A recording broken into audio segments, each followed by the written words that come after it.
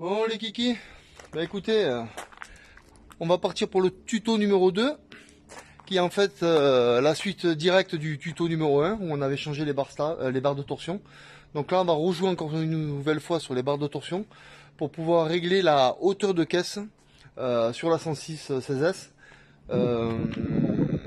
J'avais pas pris en compte le fait que les barres de torsion allaient avoir tolérer moins de contraintes du poids de la voiture. Donc par le fait, elles se sont moins affaissées quand on les a mis en place, malgré que j'avais gardé la cote du montage précédent. Et bien en fait, j'ai l'arrière qui est bien trop haut. On va aller voir ça. Donc voilà, 106. Vous voyez l'arrière, c'est chiant parce que je suis avec mon téléphone. L'arrière elle est trop haute. Je suis clairement pas sur les bonnes valeurs. Je suis à 34 mm, 340 mm, 340, 345 mm du centre de l'axe central de la roue au passage de caisse, alors pour que la fiche d'homologation donne 315 mm. Donc on en a 3 cm facile à aller chercher, c'est ce qu'on va faire. Donc je vais lever la voiture et on va attaquer. Et je vais vous montrer aussi l'outil magique pour faire ça au millimètre près tout à l'heure. Vous allez voir ça. Bon, mais l'auto, ça y est à les quatre, enfin pas les 4 pattes arrière, mais les 2 pattes arrière en l'air. Donc, on va faire exactement les mêmes bases pour commencer pour que le tuto numéro 1. On va désaccoupler la barre stabilisatrice et on va travailler une barre après une barre, puisque chaque bras est indépendant. Donc ça c'est bien, on va pouvoir faire les réglages un après l'autre. Et on va jouer donc sur la hauteur. Et donc pour jouer sur la hauteur, on va jouer entre l'anthrax de l'amortisseur supérieur et inférieur. Celui qui relie au châssis et celui qui relie au bras.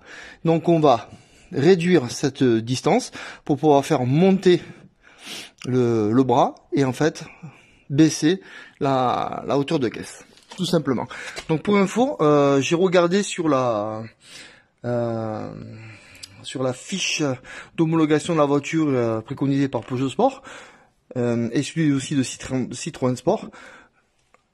L'anthrax ici est préconisé pour Citroën à 275 mm et sur Peugeot Sport à 280 mm.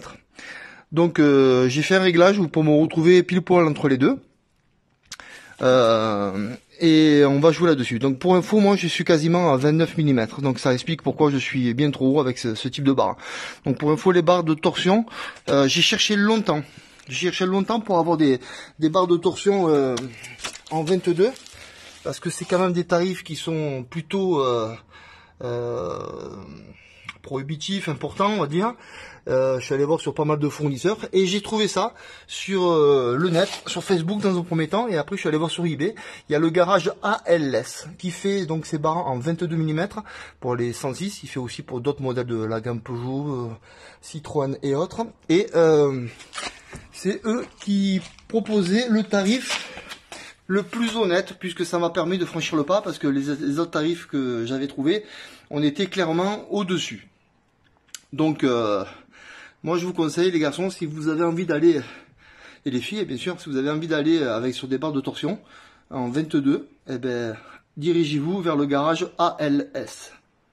Allez, je vais désaccoupler barre stab, barre de torsion, amortisseur, et je vais commencer le réglage avec l'outil magique, vous allez voir ça. Alors, la barre de torsion est sortie. J'ai fait un petit repère pour pouvoir la remettre exactement sur ces cannelures. Puis vu qu'elle a été déjà montée comme ça, il est préconisé de la remettre exactement sur les mêmes cannelures pour éviter de faire trop travailler l'écrantage qu'il y a ici. Donc, le disque a été posé sur un petit cric, puisque quand je vais démonter ici et là mon amortisseur pour le démonter, bien sûr, et ben le bras, ça va éviter qu'il tombe. Comme ça, et de mettre en tension tout ce qui est flexible de frein, frein à main, tout ça. On va démonter l'amortisseur et on va mettre l'outil magique pour régler la hauteur de caisse. Allez. Bon, mais voilà, l'amortisseur est posé par terre. Le bras est suspendu dans sa position initiale par le cric. Et maintenant, on va utiliser l'outil magique pour pouvoir tout régler. Et il est entre mes mains. Je vous le montre. Ça a l'aspect d'un amortisseur. Ça a la couleur d'un amortisseur. Ça a l'odeur d'un amortisseur. Mais c'est un faux amortisseur. Comme vous pouvez le voir ici. On a une tige filetée avec un contre-écrou qui nous permet de bloquer le filetage. Et donc de bloquer l'anthrax entre les deux points de fixation. Et donc, en dévissant cet écrou, on va pouvoir jouer, en vissant ou en dévissant, sur l'écartement de cet anthrax. Et à partir de là, on va pouvoir régler la hauteur de caisse au millimètre. Donc moi j'ai réglé entre les deux anthrax centre la préconisation de Peugeot Sport. Et maintenant, je vais le mettre en place sur la 106. Donc ça va faire remonter le bras. On va remettre en place les barres de torsion, on va serrer le tout et la hauteur de caisse sera réglée. Une fois que le tout sera posé par terre, on fera une vérif et on mesurera ça. Je vous montrerai comment le faire simplement. Allez, on remet en place. On va faire un petit serrage simple et c'est parti. Donc le faux amortisseur est fixé en haut et on voit bien qu'en bas il peut pas s'aligner. Donc on va être obligé de faire monter avec le cric le bras pour aligner parfaitement et trouver la bonne hauteur de caisse. Allez, on va régler tout ça et après on mettra la barre de torsion et ça sera fini. On passera à l'autre côté. L'amortisseur est en place. La hauteur de caisse a été retouchée. On a remis en place la barre de torsion. Il ne faudra pas oublier quand on a fait l'autre côté de refixer les barres stab.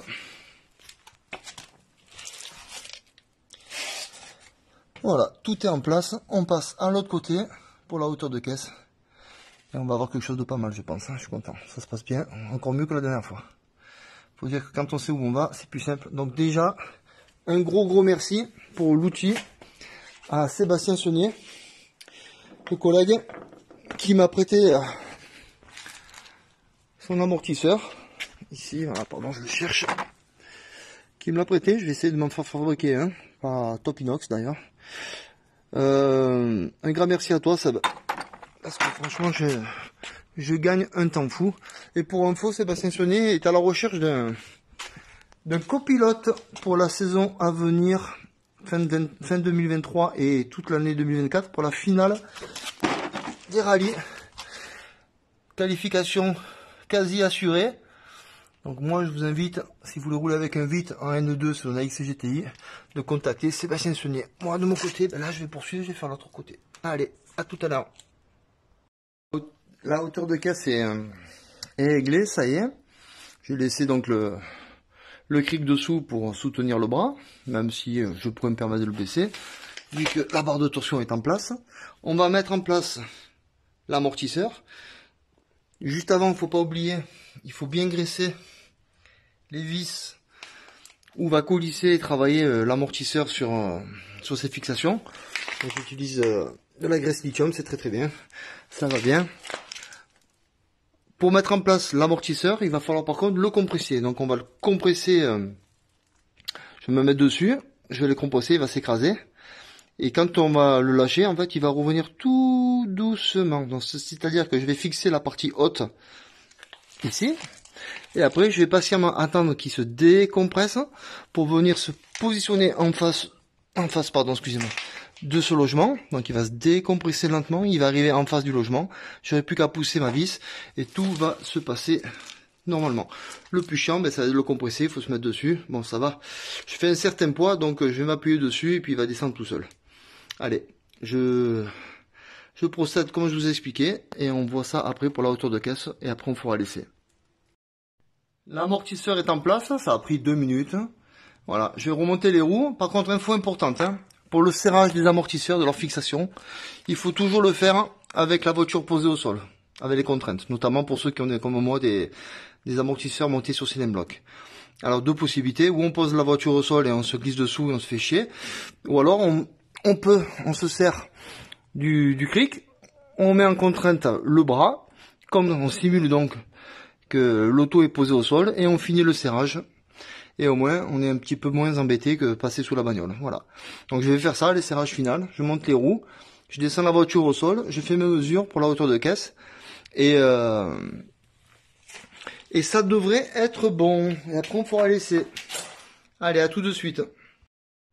Alors maintenant, je vais vous montrer comment arriver à mesurer la hauteur de caisse la plus précisément possible avec un mètre à ruban.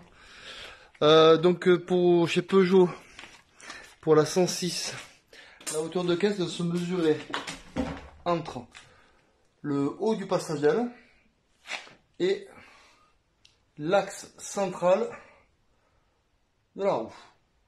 Donc on n'est pas tout à fait en face. Pour arriver à le mesurer avec l'auto au sol de façon précise, c'est un peu la galère. Alors on va procéder en 2 étapes. L'étape numéro 1, c'est de mesurer le diamètre de la jante. Donc j'ai ma jante qui est posée au sol. Et donc je vais pouvoir mesurer le diamètre de la jante que j'ai dessus. Pour info, je l'ai déjà fait, elle fait 49 cm. Donc on va diviser 49 par 2. Comme ça, on va avoir de façon précise le centre jusqu'au bord de jante. Donc 49 divisé par 2, ça nous fait 24,5. Et ensuite, on va pouvoir mesurer du bord de la jante jusqu'au passage d'aile la valeur. Et on additionnera celle-ci au 24,5 pour savoir quelle est la hauteur de caisse de la voiture. Allez, je remonte les roues et on fait les mesures. Allez les garçons, pour info, j'ai fait une erreur. Le diamètre, c'est 39 et pas 49. Donc ça fait 15, ça fait 19,5. 19,5 cm de là à là. Je rajoute, et maintenant je mesure du bord de l'aile. Donc je suis à 12,5. Donc 12,5 cm plus 19,5, ça nous fait 32 cm. Et la cote mini, elle est à 31,5. Donc je suis 5 mm au-dessus de la cote mini. Bon ben c'est parfait. Je touche absolument à rien. L'auto est réglée. Merci encore à Sébastien Saunier pour le prêt de cet outil qui me fait gagner énormément de temps et de précision. Et je suis content aussi de mes barres ALS. Maintenant on va faire l'essai pour valider tout ça au niveau comportement. Bon ben l'essai a été fait, réalisé à l'instant. Bon, la voiture elle crachouillait un petit peu au début. Ça fait un petit moment qu'elle n'a pas roulé, c'était pas top à froid, mais après à chaud ça marchait bien. Donc les barres de 22, on sent bien la différence quand même derrière. On sent que l'auto est bien plus assise sur son train arrière. Elle s'écrase beaucoup moins ou quasiment pas. Bon après j'ai pas roulé trop vite non plus, mais bon un petit rythme quand même. On sent clairement que on est sur quelque chose de plus rigide. Dans le bosset, les enchaînements, ça va, ça se comportait plutôt bien. Je valide. On va faire le rallye dans 15 jours, le rallye de l'Uvonne, et on verra bien ce que ça donnera au niveau ressenti avec le feeling course qui sera quand même bien différent encore de ce petit essai. Bon, c'est clairement un réglage par contre que je préconise plutôt pour du rallye ou du circuit. Pour des voitures de série, les garçons, si vous voulez monter ça, il faut vraiment être des purs et durs, hein, parce que c'est quand même assez costaud. Mais clairement, ça travaille bien aussi. Voilà, allez. Je vous dis à bientôt pour un prochain tuto mécanique, hein, la version 3. Allez, ciao ciao.